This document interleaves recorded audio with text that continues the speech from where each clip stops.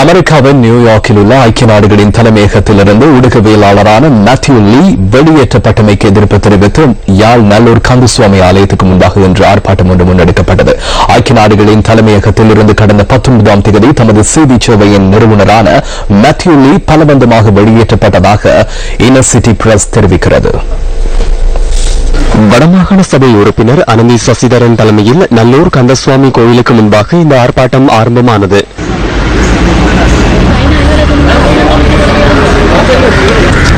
பின்னர் நல்லூர் கோவில் வீதியில் உள்ள ஐக்கிய நாடுகள் சபையின் அலுவலகத்திற்கு ஆர்ப்பாட்டக்காரர்கள் சென்றனர். குறித்த ஊடகவியலாளரை ஐநா தலைமையகத்தில் செயற்படுவதற்கு அனுமதிக்குமாறு ஆர்ப்பாட்டக்காரர்கள் கோரினர். இதன்போது தமது கோரிக்கைகள் அடங்கிய மகஜர் ஒன்றும் ஆர்ப்பாட்டக்காரர்களால் ஐநா அலுவலகத்தில் கையளிக்கப்பட்டது.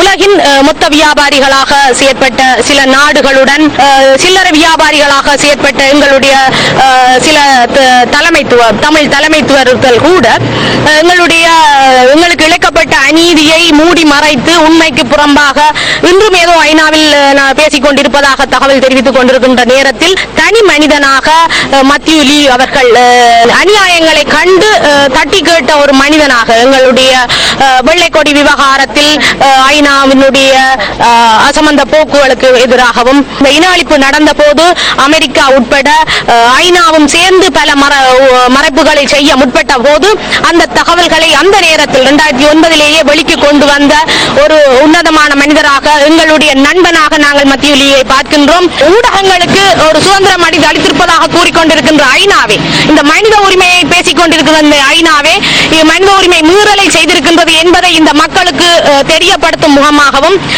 2009 இருந்தே வெள்ளைக்கொடி விவகாரமாகட்டும் அதன் பிற்பாடு பாங்கிமூனுடைய விஜய் நம்பியாருடைய எங்களுடைய சவேந்திர சில்வா அவர்களுடைய அந்த நியமனங்களை கூட ரத்து செய்வதற்கான பல கேள்விகளை ஐநா மனித உரிமை ஆணையாளர் முன்னிலையில் கேள்வி கேட்டு அந்த அவர்களுடைய நியமனங்களை எல்லாம் தடுத்து நிறுத்தியவர். பாலித ஹோகன்னா என்ன செய்தார் என்பதையும் உலகத்திற்கு வெளிக்கு கொண்டு வந்த ஒரு நடுநிலையான ஒரு ஊடக போராளி. எனவே அந்த அவருடைய